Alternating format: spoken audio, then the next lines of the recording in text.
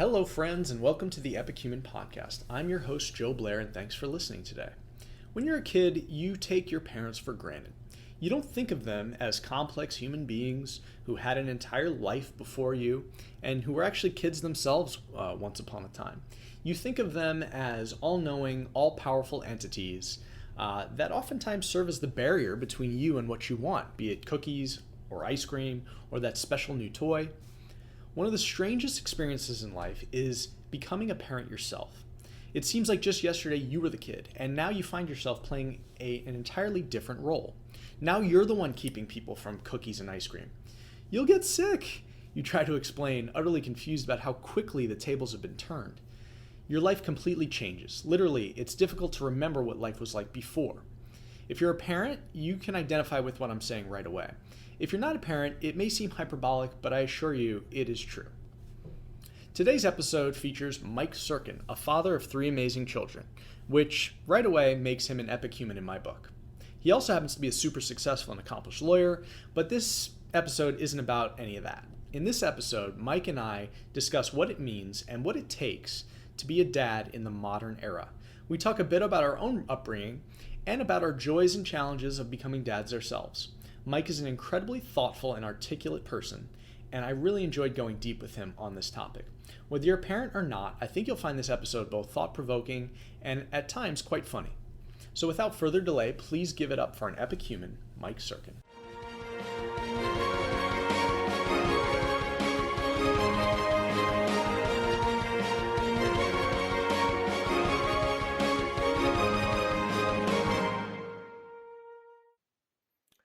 And we are live with Mike Sirkin.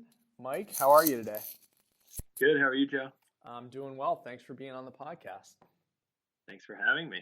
Absolutely. So Mike Sirkin is a prominent partner at a law firm in Delaware and is also a father of 3 children. And today, Mike and I are going to talk about fatherhood. And it's going to be a little bit different in terms of podcasts we've done in the past, but I think it's going to be a lot of fun. I'm looking forward to it.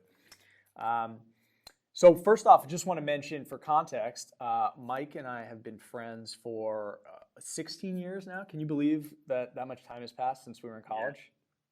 Yeah. It's crazy. It's unbelievable. So, and we met because I was an RA at Lehigh. At Lehigh, they call them Griffins. And Mike, you were actually my one of my residents. You were the person I was in charge of in your freshman year.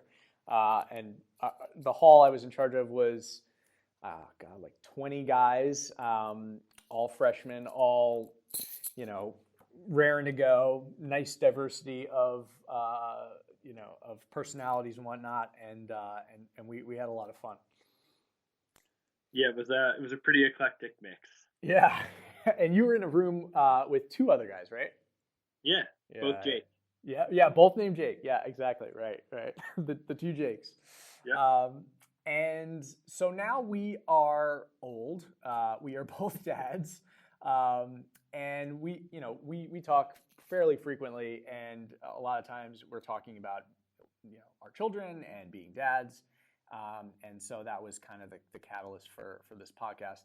And before we get started, want to give a shout out to the moms in the world, and particularly the moms in our lives. So our moms and our wives, Tava and Renee, and we just want to say like right out of the box, moms are the best.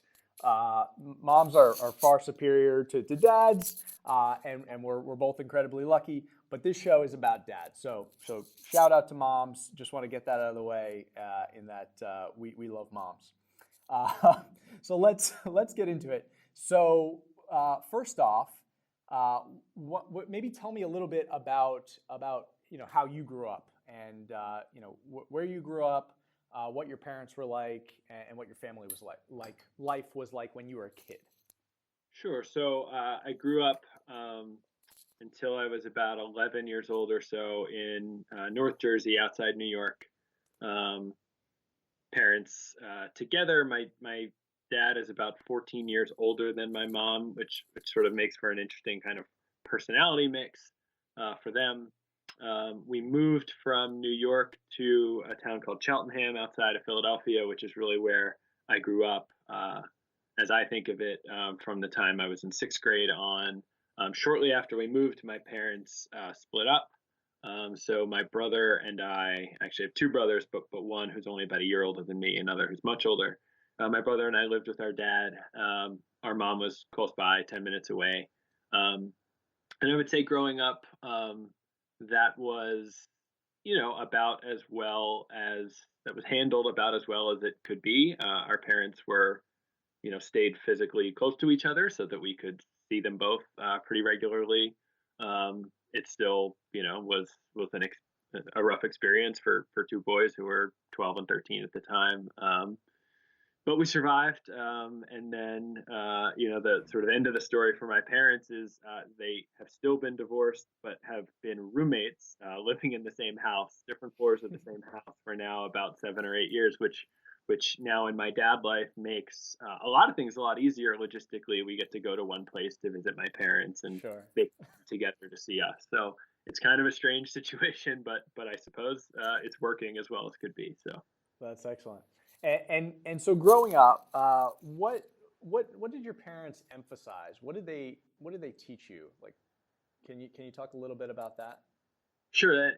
So I think they're sort of polar opposites in a lot of ways. My mom is very very artistic. Um, she'll whether you invite her to or not, she'll sing a song for you. She'll play a song for you on a piano or guitar. She will she had drama experience in her high school and college. And her father, my grandfather, made his living as an artist and an art teacher. So we have paintings all over the walls that he did. And then my dad is much more sort of traditional, sort of one generation older than that kind of male. He was into sports, the kind of what I think of anyway as like the old fashioned traditional American sports: baseball, basketball, football. Hmm. Um, so that was sort of the way he was. And like I said, I think he's like a generation older. So my mom, I would say, was much more of the kind of, as a parent, much more hands-on and wanting to know sort of what was going on with us, and my dad was much more kind of hands-off and sort of treated us as adults, probably from a time well before we earned that treatment. Mm-hmm. Yeah, and just to reciprocate, I also grew up in the Northeast in kind of the New York, Connecticut area, and I'm not sure if I ever shared this with you, but when I was living in the Bronx, my family actually lived with our with my grandparents, my dad's parents. Hmm. They lived in the basement, so I had grandparents living with me.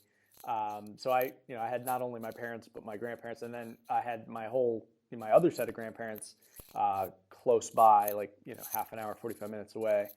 Um, and and my mom was also artistic and a teacher, um, and education was always like a big theme kind of in our house. Was like a push towards education, a push towards good grades and whatnot. And my dad was always a bit more like low key, like even keeled, steady as she goes, and involved with business. Um, but kind of a running theme throughout my family was trying to be ethical and be moral and follow the rules. But we also laughed a lot and just on the topic of divorce, like my parents have been together for the entirety of their relationship, married that is, but we have a lot of divorce in our family, like in our extended family, and so I was exposed to that quite a bit growing up as well. But anyway, let me ask you this. So were there was there well, let me ask you this. In terms of fatherhood, like now we're adults, and Yeah. fathers, it's hard to believe. And I think the thing that struck me when I became a dad was how different life was, like from the day before we had a kid to the day after. I mean, it was just this like incredible transformation. Do you remember what that was like for you? Like your expectation of what it was going to be like to be a dad versus what it was? Yeah, I think it's a great question. So I think, and I think I had the same reaction as you about how different it was. Um, and I've joked with people since then who, a friend gets engaged or a friend gets married, and I'm really excited for them. But like, I'll say with a laugh to someone who got married recently, like, how's married life? Because the answer is always like, it's kind of the same as yesterday, right? Like, I Right. think you're happy, but like, assuming you were together a while before you got married, it's pretty similar. I think most of the time. So having a kid was not the same. And it was just I felt you know, an immediate shift in the kind of priorities of everything. Like now there's just a constant from the time my oldest was born. His name is Brady. From the time Brady was born, there's just sort of a new thing at the top of my priority list. And you mentioned our wives earlier, so I should say Renee is wonderful and is she's not less important than any of my kids or anything else, but she shares my view. I think that our kids are the first priority, Right. and that happened, I think, sort of instantly. And frankly, it started to happen when we found out she was pregnant. Sure. And then, I can remember a time, probably not, maybe it was a couple months after he was born, where like eh, feeling like a sort of new sense of joy and of sort of meaning and kind of like a deeper deeper kinds of feelings at the idea that like now I really loved like the specific kid that I had and not just like the idea that I had become a dad or that we had a kid. Like as people up and start to develop a little bit more personality and start to recognize people and start to express themselves even in very little ways. All of a sudden it was sort of a newfound like I really love this person and not just sort of the idea that we have a child that's precious and special. Totally. Yeah. The funny part is when sometimes when Tava and I think back to before we had kids, we ask ourselves like, what did we do? Like, what did we Yeah. do at night? Like, what did we do on the weekends? Like, we almost can't remember. Like, we're like, I think we went to some movies. I think we went to brunch. Like, we like stood in line for brunch. Like, what were we? Like we had just time to burn. And so, yeah, I totally agree. It's like I feel like I went from a life where I was like just thinking about myself or ourselves as a married couple, like what do we want to do today and kind of in the future. And then the next day it was just like, okay, now we have a combined shared priority that's like far, like not just the next one above, but just like far and above the most important thing project that we're doing. And I think it's important. And in terms of expectations, like I don't, I kind of, I'm a little bit unique, and maybe you share this, but um, a lot of young men don't think they want a family, or like don't want a family. Like they have an expectation that they might have kids someday, but if someone talks them into it, but they don't really think about it. They're not excited about it. I was a little unique in that I was always like excited about it. Um, and so I always knew I wanted a family, always knew I wanted to be a dad. But I think I had like this rosy view of what it was going to like to be a dad, and I think I was like fast forward thinking to like, okay, this is when I'm going to go, teach my son how to throw a ball, or like, or take my child driving for their first time, or something like that. But I wasn't thinking about like just the going into the fast lane of having a baby and like having to meet their needs like 24/7. Do you remember those first few days and like and what it was like for you?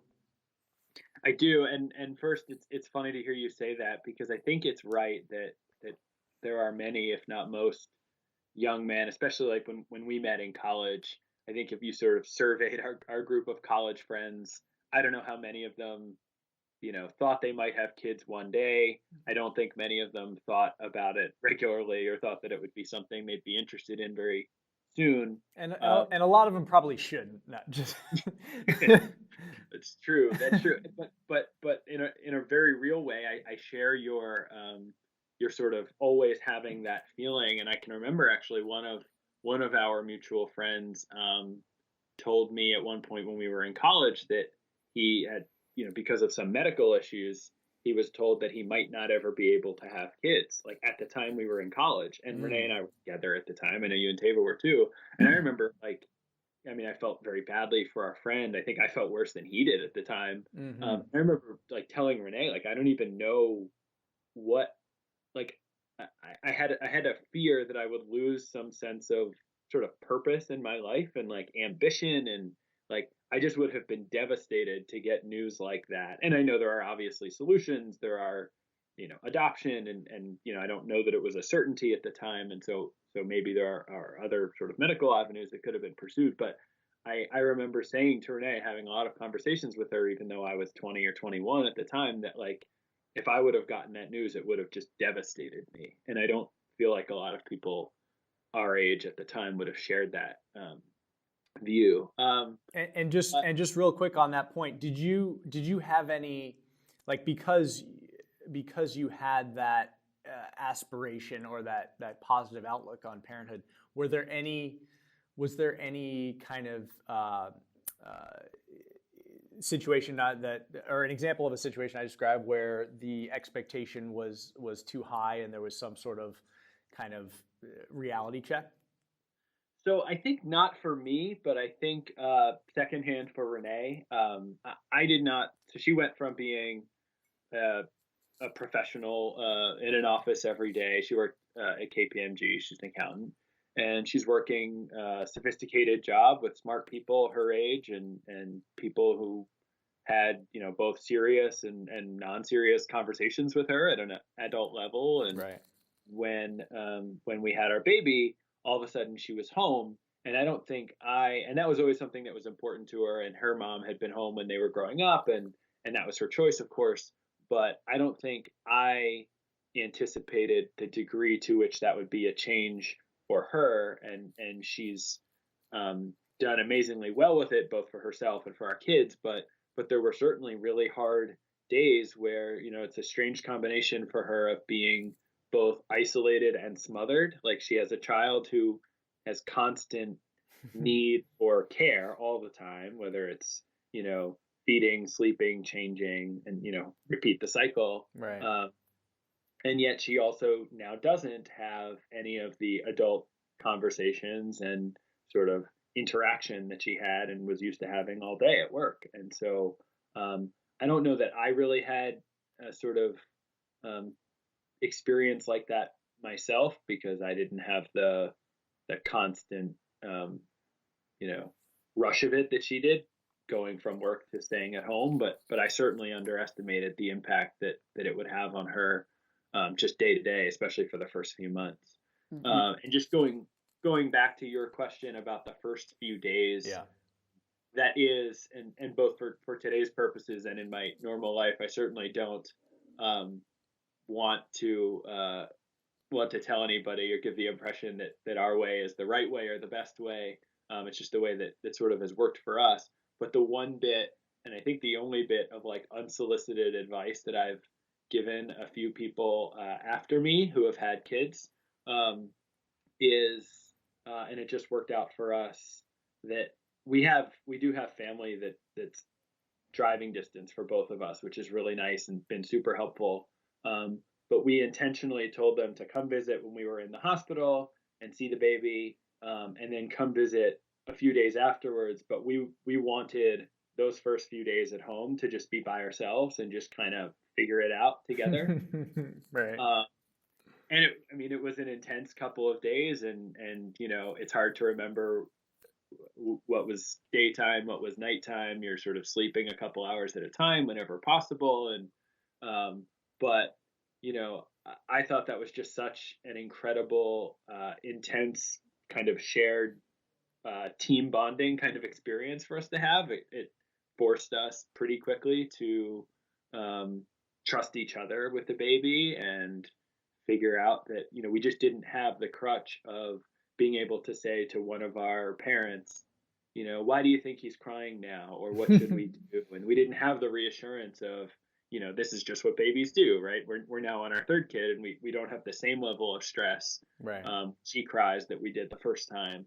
But I feel like going through that together, and alone, other than being together, was really sort of helpful experience for us. Yeah, well, you just touched on a lot of important issues, but for us, I mean, you know this, but we had an atypical situation for our first son because he was born premature, and so our first few days, and in fact the first month of his life, were in hospitals and in the medical system and that environment in actually in Canada, but very similar to here. And so it was a totally, I think for me, it was a big shock to the system, having this generally rosy outlook on how things would be. I mean, generally an optimist in terms of things are going to work out great, it's going to be fantastic, and then getting that reality check of, okay, something's not right, and we need to address it. Turns out everything worked out fine after that month or so, and we had great care. But I agree. I just want to touch on something else you said, which is the effect on the moms. And I think, again, we're going to kind of give it up for the moms, because I think Teva had a similar experience in that, was coming from a very professional environment, and also became a full-time mom. And I think it's hard for moms, who are full-time moms, and for moms who work. Yeah, I think it's underestimated, the burden, and the how difficult it is to be a full-time mom and not have that adult exposure on a day-to-day basis, and it's really tough, and but that's the decision that a lot of women make, and more power to them. Oh man, there was something else I wanted to mention that you talked about. Oh yeah, the first few days. Oh, the big thing I tell people in terms of advice is, and I like your point about being a team. And I always tell people, like, if you're marrying someone, you're not just marrying like someone you're in love with. You got to be marrying a teammate, someone you'd work well with on a project, like at school or something. But the other thing I tell people is just that sleep is overrated. Like, you don't need as much sleep as you think you do. I mean, I can remember those nights where I'm just up until like 2, 3 in the morning, and I've got to wake up at 5 or 6 or whatever it was, and just being like, how am I going to get through the day tomorrow? And but lo and behold, coffee is an amazing thing, and you end up just getting through it. Yeah, I agree with that. And I also think, at least in my line of work, we're blessed with incredible technology. So I was able to spend a lot of 1 to 3 a.m. times, rocking a baby to sleep, while also doing something useful, reading some documents on my phone, or being able to do something that felt useful in that time period. Because to me, and this is probably just sort of individual psychology, but I do worse. I do better with a lack of sleep than I do with sort of forced, kind of wasted time. Like, if I'm trying to sleep and unable to sleep, then it's really bad. But if I just decide to try to do something else, even if that's just time with one of our kids, then I'm okay with it. Then I agree with you. Sleep is overrated. That's interesting. Yeah, I guess we've all had that moment where we're like trying to go to sleep and can't, and we're like, okay, if I go to sleep now, I'll get 6 hours. And then you look at the clock, you're like, okay, I just have to go to sleep now, and I'll get 5.5. But yeah, it is different when you're with your kid, and you're like, you know what, it'll be fine, and this is more important. Maybe you should briefly just mention your kids' ages and names and whatnot. That'll help for the context. Sure. So Brady and Cooper are our two boys. They are 6, and Brady is 6, and he's in kindergarten. Cooper is 3, and they're almost exactly 3 years apart. And then our baby girl Savannah is 9 months old. Awesome. And I've got Rowan, who's 4, and Deacon, who's 2, and both boys. And do you have like a favorite age range, like, you know, that you really enjoy, or a favorite kind of development point, you know, for the kids? Now that you've been through this a couple times.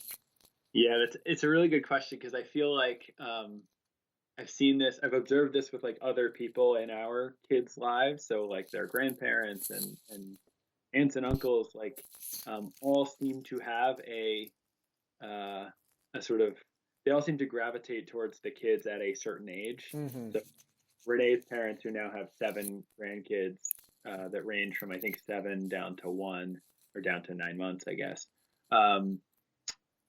You know, they seem to gravitate towards, you know, Renee's father likes to play with the boys who are sort of able to run around with him and you know, sort of be a little bit more physical, and he can throw them around and throw a ball to them. Renee's mom is gravitates towards babies and is happy to pick up the closest baby and feed the closest baby, and I think the same is true of other people we've sort of observed. I think for me, it's kind of hard to say, because you know, we have it's hard for me to separate like sort of what I like about my individual kids versus like the ages that they are. But Yeah. I would say, you know, we're at sort of a frustrating spot with our two boys, only in the sense that they're getting to a point where their ages are fairly incompatible. Mm. So Brady is 6 and he's in kindergarten and he's playing sports, and if we have a free, you know, couple hours in the afternoon, he wants me to take him outside and throw him a baseball. Mm-hmm. And if we're going to do that, Cooper wants to come out too, and he can't. You know, he can't catch a baseball. Now I try to do whatever we can with him, so I'll roll him a baseball, or I'll have him, you know, sort of run around us and be outside and spend time with us still. But if then I do what Cooper would like to do outside, which is I want to ride a tricycle, or I want to, you know, blow bubbles, or you know, other things that a 3-year-old wants to do. Brady's getting to the point, I think it's also the influence of having, you know, classmates at school, where that stuff seems sort of, you know, babyish to him. So, you know, I do think we have a little bit of a challenge in sort of making sure they each get time doing the things that they want to do. You know, sometimes separately, and sometimes I just sort of force them to endure what the other one wants to do. But you know, a year ago it would have been easier to just say that they can do the same things all the time and enjoy it. I would say personally, though, like I'm very I'm very partial to the period where, with the babies, where they start to recognize me, which usually, you know, 2 or 3 months. Maybe that's just selfishness. I don't know. But like when I'm just like, I mean, obviously mom is uber important right away. Right. And dad comes at some point later. And as soon as I know like that they're recognizing me, and that I'm at least like a clear like second most important adult in their lives, then I'm totally in. But before that, you know, I don't know. Oh, that's great. Oh man, a lot of good stuff there. Yeah. Yeah. What about you? Yeah, I was gonna say, man, a lot. That first off, a really interesting observation about like the age gaps and the dynamics between the two different ages, and that's probably on its way for me. It's probably like seeing into the future, because we do a lot together, and I could see, you know, I could see how that could change, you know, in a few years. But my favorite point for both of my sons, like, was right at, like, I don't know, maybe this isn't an age range, but it's a particular milestone, which was the walking milestone. Like, to me, for both of my kids, that was just such a joyous event. I remember I was actually, like, my son Rowan had taken a few steps here and there, and he was a little bit on the later side of walking, and he had taken a few steps, and I left for a trip, and I was in the airport, and Tava sent me a video of him like running around our apartment. It was the first time he'd really like walked on his own, and he was literally like walking everywhere in our apartment. And I remember standing up in the airport and just like screaming and laughing and crying, and it was such a great moment. And the same for Deacon, in that it was a great milestone. Not only because like it's just fun to see, and it's an important milestone, but I always felt that for both of them, they were just much happier once they could walk, because they were less frustrated. Like if they wanted to go across the room and get a toy, they could do it, and it just seemed like life just got much easier overnight once that milestone was hit. So I'd say that age and probably that like 18 months to, or whatever it is, 12 months to 2 years is a lot of fun, just because the kids are just changing so rapidly every day. And that growth for me is just, so much fun to observe and be a part of. Yeah, I think everything that you said about walking, I would have said about talking. I feel like and maybe not sort of the first words, but like the time where talking becomes like a real sort of facility for them. Yeah. Because Renee and I used to talk about this all the time. Like both of our kids got to be probably their most sort of frustrating behaviorally right before they could really communicate, because they can understand things, and they are just trying desperately in every way that they know how to just express something, and that something could be that they're hungry or they're tired or they're whatever, and they just can't. And so um, those last few months or weeks or whatever it is before they could really break through and start saying things they wanted to say to us, I found the most frustrating. And then I think, you know, I do have a soft spot for about the age that Cooper is right now. He's about 3.5, because he's very communicative, and there's plenty of personality, and just in the way, but he still mispronounces things all the time, and it's like everything is just like hysterical to hear him say it now. Right. Whereas like Brady's in kindergarten, and it's like, we have fairly grown up conversations, which is really cool, but it doesn't sound the same. It's not the same sort of it's not the same sort of childlike, amazement at just everything he says. The way that he says everything is just so funny. Um, I would say I do have a soft spot for, 3.5, something like that. So another thing I want to ask you about is the timing for developmental milestones. And I just thought of this while I was telling that other story about walking. Is that there's a lot of anxiety I feel like parents have, and I'm no exception to this rule, especially in the early years, in terms of meeting milestones at a particular time. You go and see the doctor, and they give you the quiz around, like, is your child doing this? They should be doing this by this age and whatnot. Especially for the first, I think is where it's most acute. But did you deal with any of that? And if so, how did you manage that? We did, and I think I agree with you. I think there's a lot of anxiety about it, and I think it's sort of misplaced. I think that, and I don't know any of this because I'm not a doctor or into like child development, but I think at least the logic to me is when they say, at 6 months your child should be clapping and should be crawling and should be whatever the things are they should be doing. It's not like those things are specifically that important. It's just that those are signs of sufficient, hand-eye coordination to clap, and whatever the kind of, they're looking for specific examples of more general developmental progress, I think, right? Right. But I think what happens, and certainly happened to us at times, especially with our first, was we knew that, hey, they said at 6 months he should have been doing this and he wasn't. Our kids, all three of them, as it turns out, never really crawled properly. Mm. Sort of army crawled and never got their hips up off the ground. But we got to the point where we just wanted like a good report from the doctor, so we would try to teach them to do the things that we know they were expected to do, Right. which I think is like a very logical, like, high achieving mentality kind of thing to do. Like we were just cramming for a test, right? But Yes.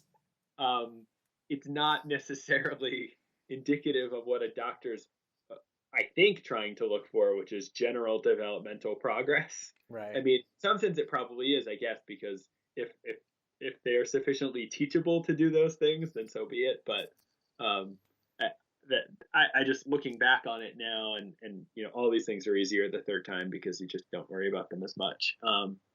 But looking back on it now, I certainly remember times where we were like trying desperately to just teach them to do things that would get them like a good report at their next doctor's appointment. Yeah, totally. So first off, agree that the stress level just goes down precipitously with the second one, and I can't even imagine the third. Um, but yeah, that for the first one, like we had a similar issue with crawling and like rolling over. For some reason, like Rowan just was not into rolling over, was not into crawling.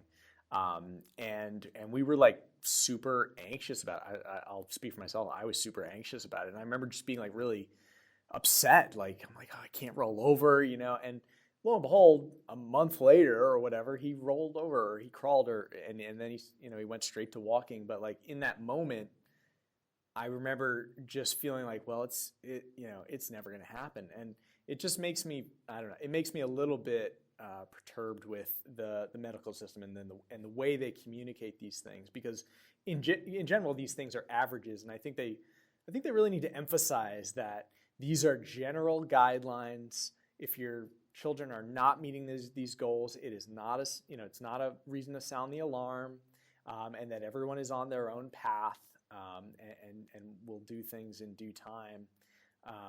And I just never got that message. Maybe they're trying, and maybe there are good folks in the industry trying to do that, but I never got that message.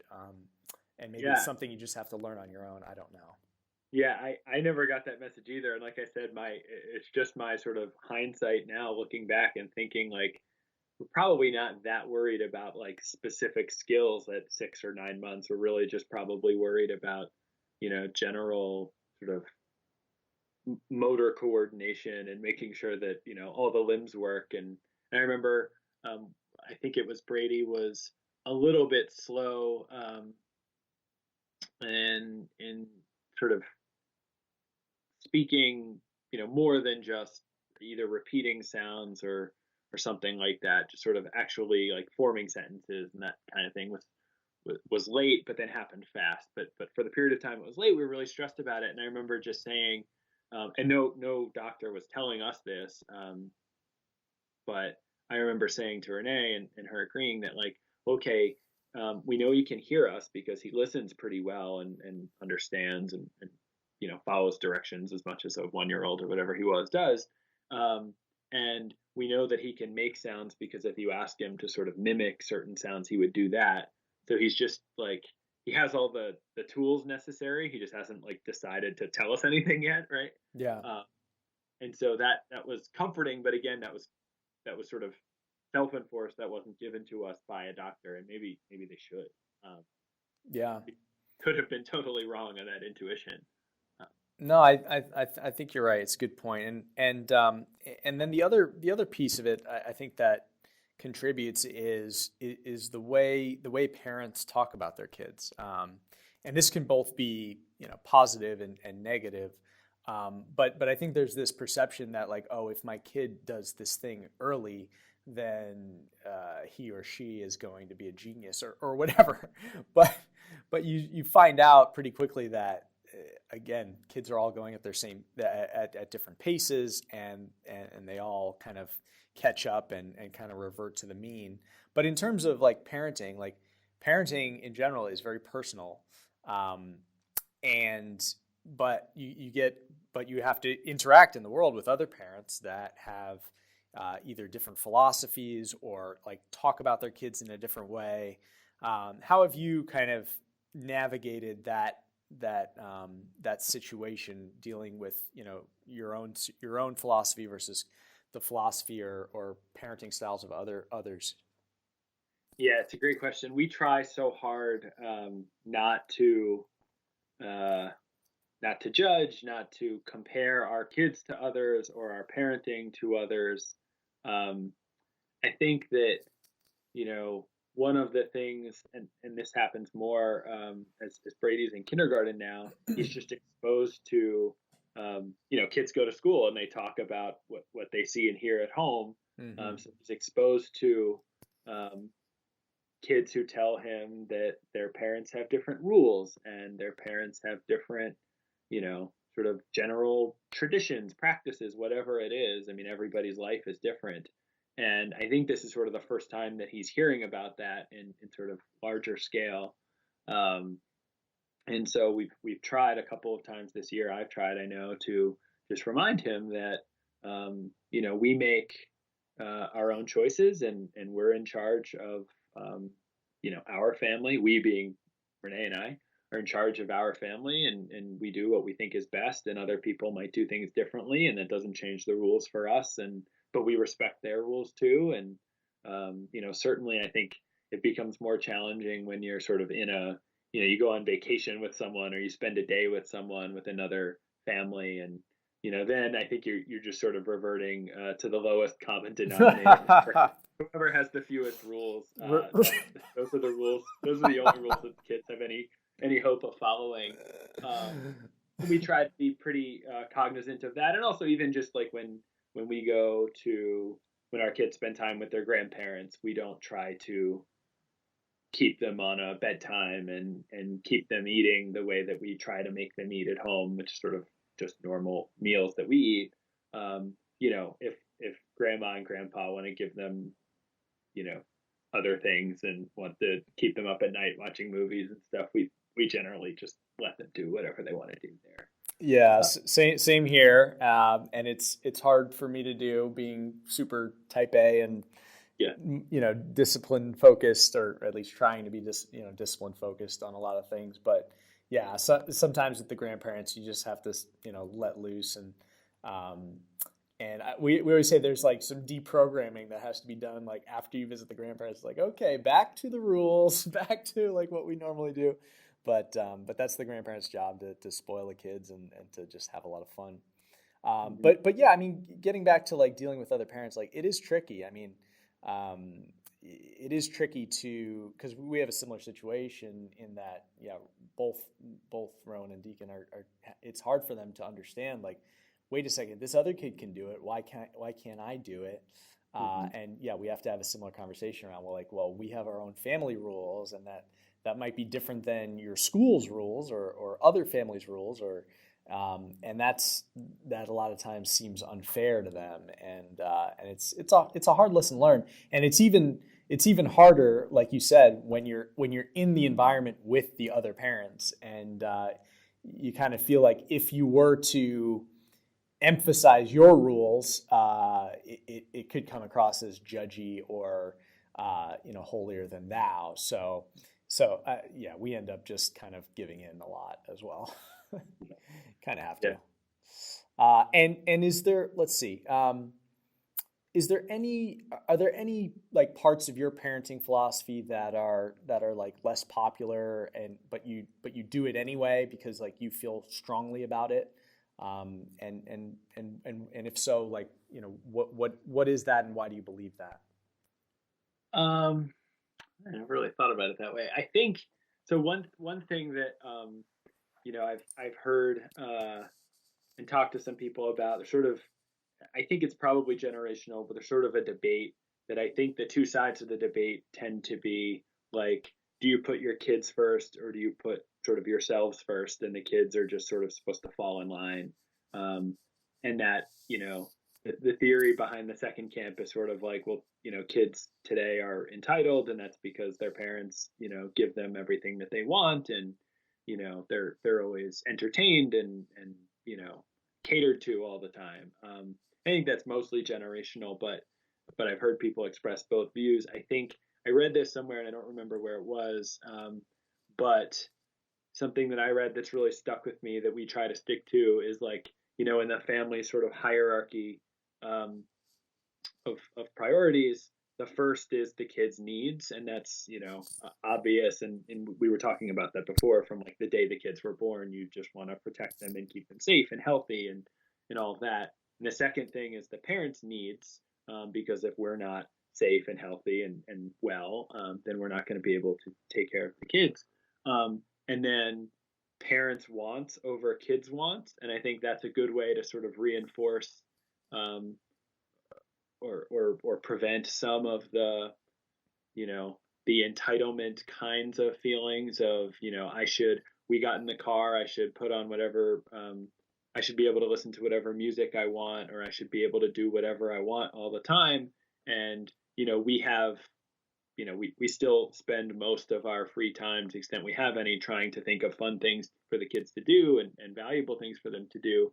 But we don't want them to have the feeling of they're in charge, or they get to have what they want all the time. So that's Right. one way of sort of keeping a structure that keeps us in charge and keeps them, hopefully, in a place where they understand that the world isn't going to give them everything that they want instantly all the time. But of course, we are always going to take care of you and keep you safe and keep you healthy and keep you fed and keep you, all the things that you need. Um, Sure, sure. Yeah, that's an intriguing hierarchy to keep in mind. I've never heard it one described that way, so that's definitely helpful. So another question is, how do you manage? Like, we all want to be great dads, right? And we all want to be great moms and parents and whatnot. But how do you manage the tension between wanting to be like the ideal dad, or like meet your personal ideal for what a dad is, and the realities and practicalities of real life? yeah, gosh, it's so hard. And I think about it like honestly every day. Because the way I think about it, I have two really important jobs, and one is being a dad, and one is my actual job. And um, my job is pretty busy, and there are times when it gets, we have trials, and there are times when it gets really busy. And I've said during those times that while I feel terrible about sort of missing things and not being home as much, um, it does become easier for me to get through a day in some ways, because once I get past the tipping point of, and this only happens for a couple weeks a year maybe, but of I'm just literally not going to see my kids awake, for a week or two at a time because I'm getting ready for a trial. Mm. When that happens, it's easier than the preceding 3 or 4 weeks when, I still have two jobs, and I feel like I'm failing at both. Because I feel like I'm not home as much as I would like. There are things that I want to do and the kids want me to do with them, and I'm unable to. And at the same time, I'm leaving work before I really would if I didn't have kids yet. But I think so. So what do I do? I do a lot of rationalizing and saying that, um, and I intentionally, I think, talk about work to in the most sort of generic and optimistic way I can describe my work to Brady, at least, Hmm. because I want him to know that I do work that I feel is important and I feel is helpful to people, and I believe in it, and so I try to do it as well as I can. And there's a lot of people who count on me, and on in our firm to do important work that's important to them. And so if I stress the value and the importance of work and of a profession, and trying to fulfill whatever my responsibilities are as well as I can at least sort of rationalize that as kind of setting a good example, even if I'm not being there every day as much as I would like to. And then, um, beyond that, I just I don't, other than my two jobs, of work and parenting and home, I don't, like, whatever my third priority is, whether it's friends or just normal social life or whatever, is like a very, very, very distant third. Right. So, weekends coming up, I don't very often think about anything other than, do I have any work I need to do, and when can I fit that in, and then what can I do with the kids the rest of the time. Um, but that's as good as I can do, and it's certainly no silver bullet. Like I said, I think about it like literally every day.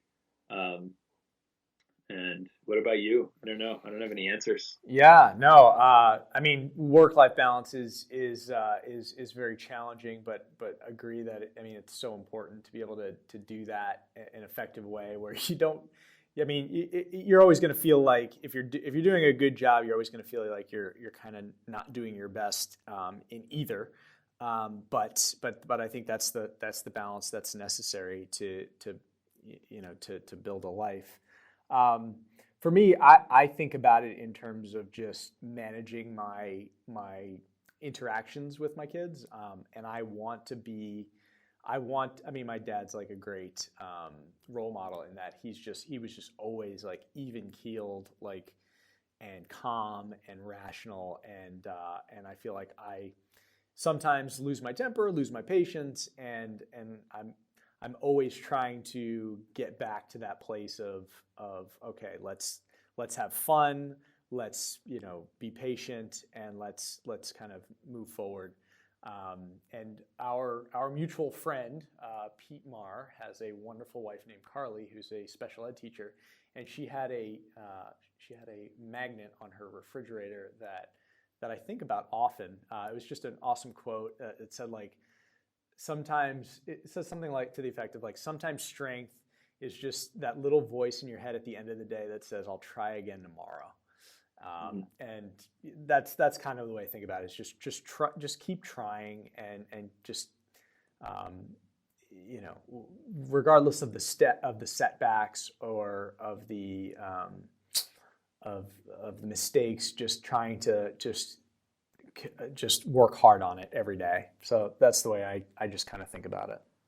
Yeah, I think that's great. And then the other thing that makes me think about is I have like, if I come off of a long, one of those couple week stretches where I really have not been around much, like what I want when that ends is, I don't want a big party, and I don't want like, let's go on vacation. Like, there's a time for those things. I want to do those too, but I just want like, let's have like a normal day or two of, me being able to find time to both help Renee, which is really important after a time when I haven't, and sort of participate more actively in like a normal day, right? Like, I want to just have those calmer, quieter moments of, hey, we can, let me read you a book, or tell me what for Brady now, like,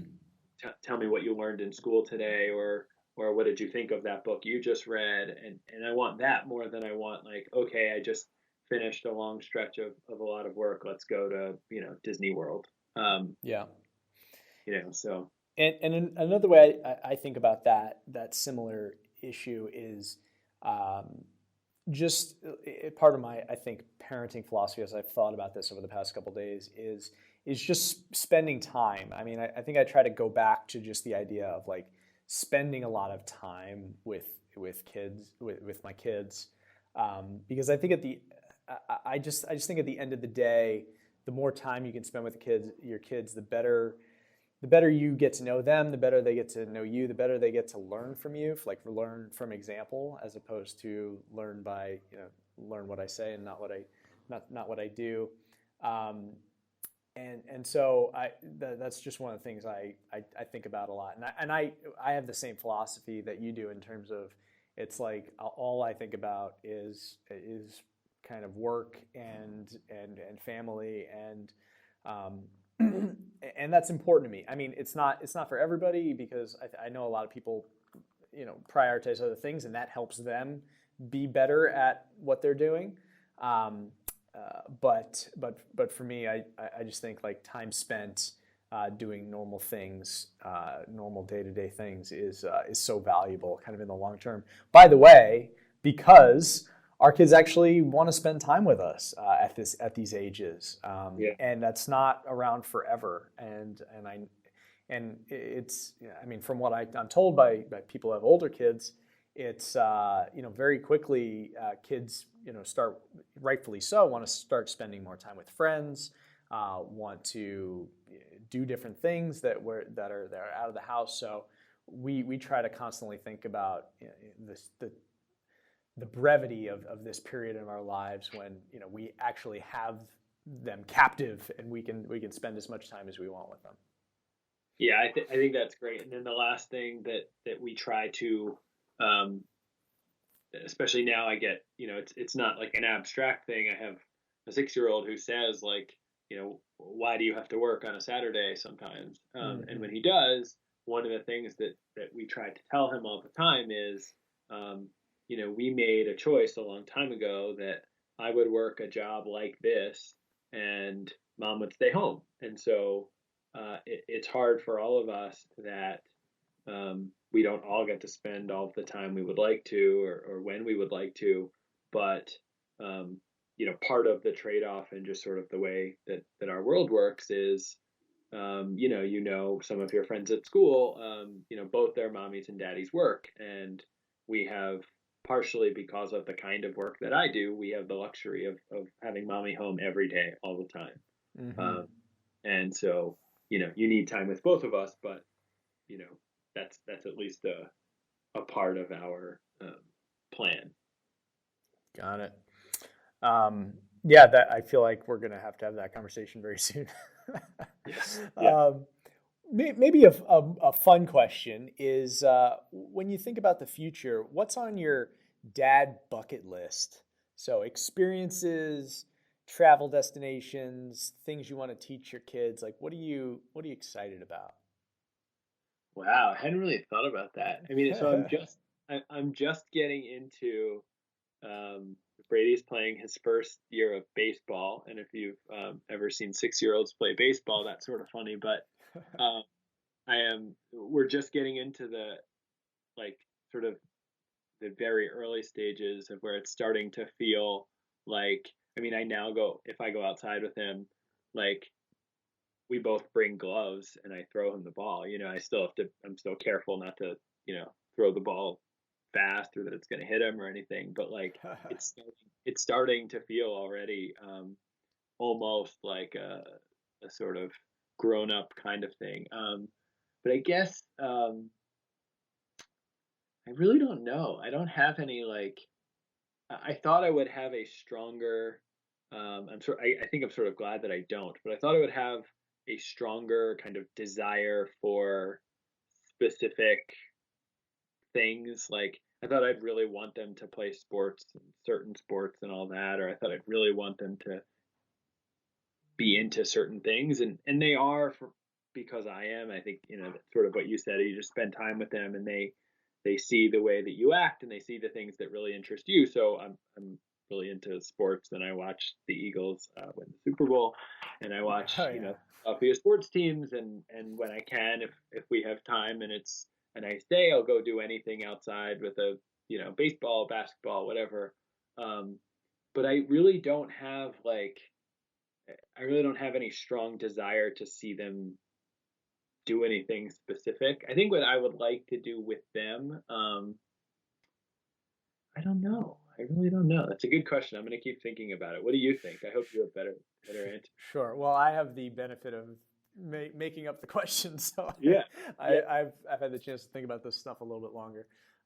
But for me, like I don't know. I always think about growing up, like some of the unique experiences I had, like camping and I'd like to take my kids to some of the big national parks in the country and just get them exposed to nature and teach them how to do things. I mean, that's kind of been something I've thought about for a long time.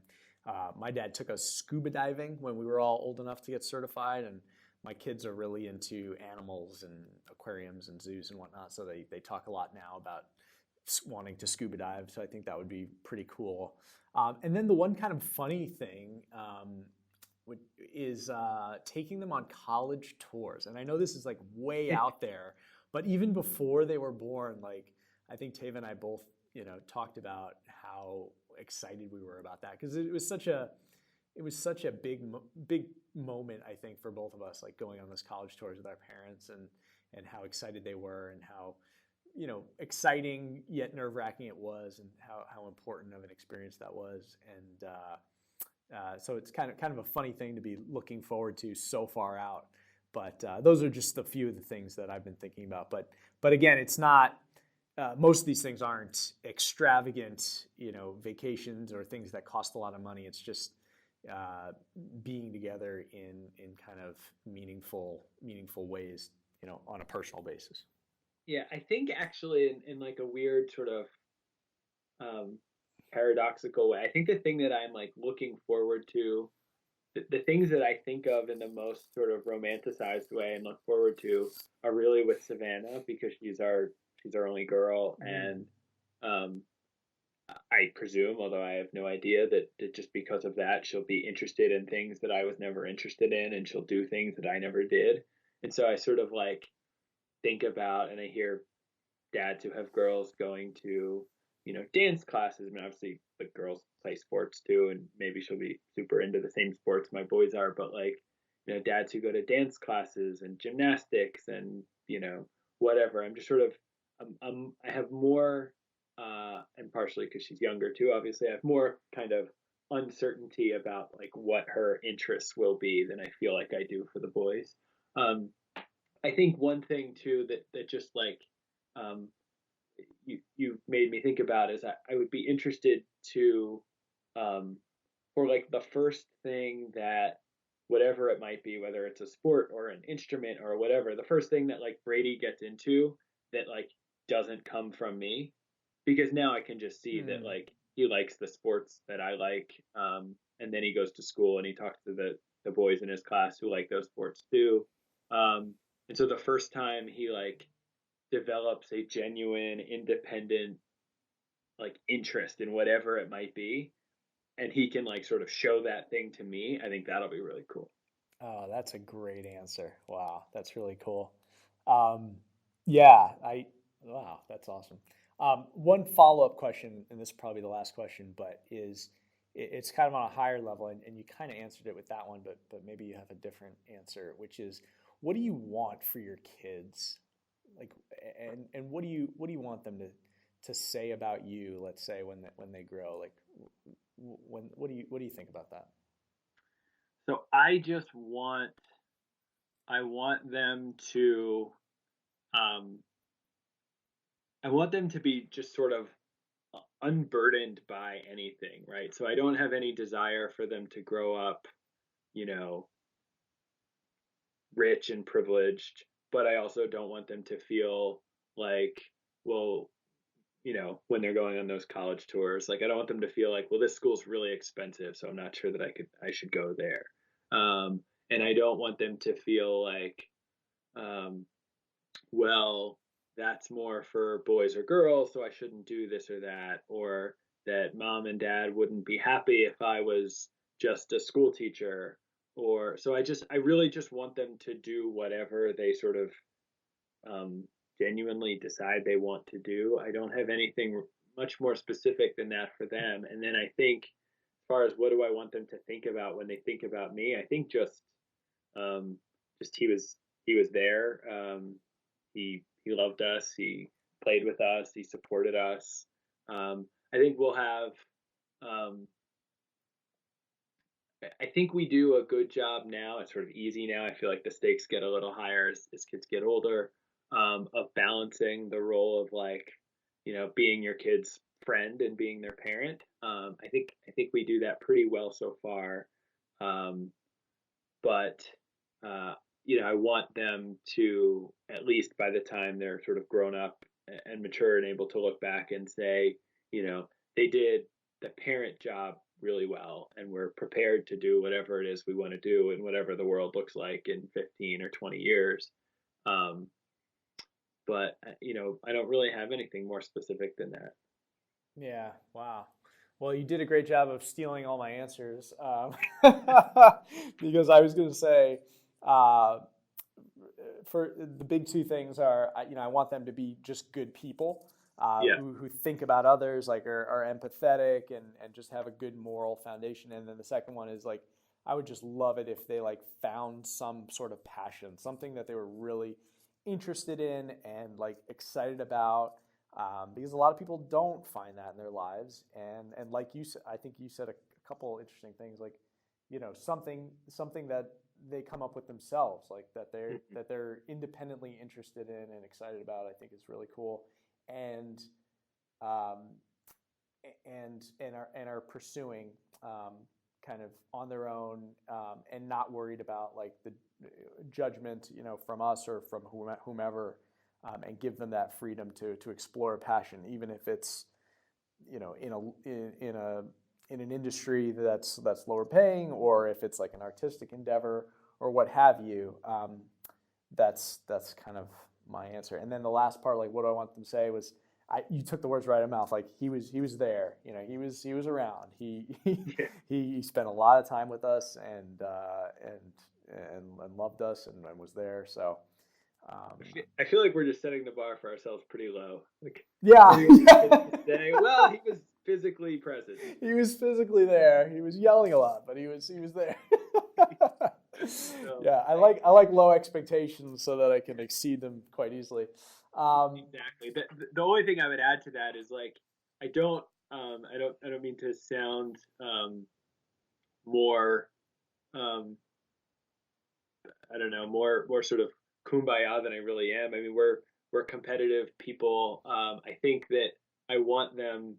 I agree with what you said about I don't care if it's a lower paying industry or a less prestigious whatever. I don't have any real feelings about what the specific path is. I just want whatever it is. I want it to be something that they care about enough to do their best at it. Right? Like, yeah.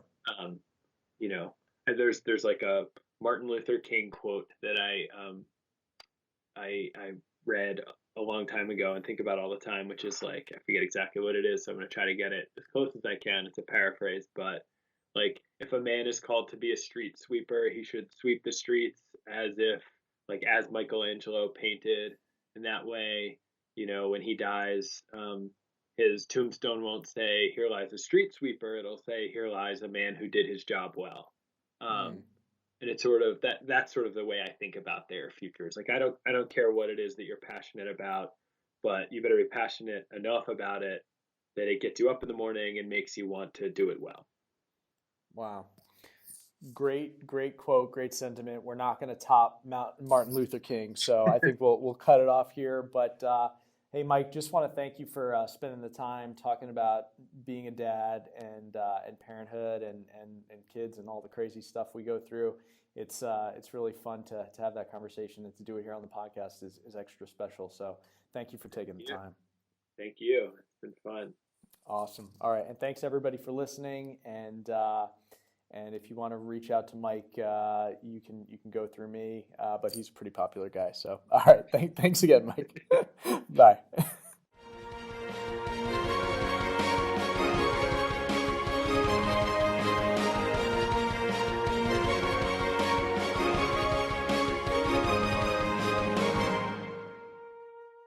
Thank you for listening to this episode of the Epic Human Podcast. Please remember to like and subscribe to this podcast on whatever app you happen to be using.